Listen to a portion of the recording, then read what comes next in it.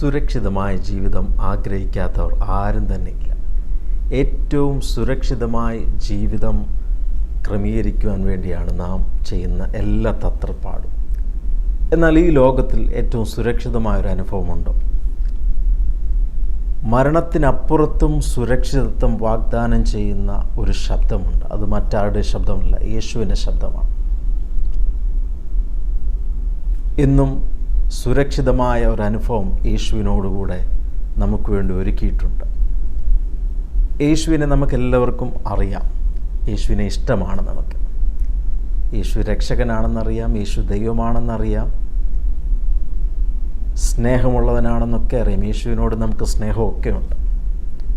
എന്നാൽ യേശുവിനോടുകൂടെ വസിക്കേണ്ടതിന്, നിത്യമായ ഒരു വാസത്തിനു വേണ്ടി നമ്മുടെ ജീവിതത്തെ ക്രമീകരിക്കേണ്ട അനുഭവങ്ങളെക്കുറിച്ച് നാം പലപ്പോഴും ചിന്തിക്കാറില്ല.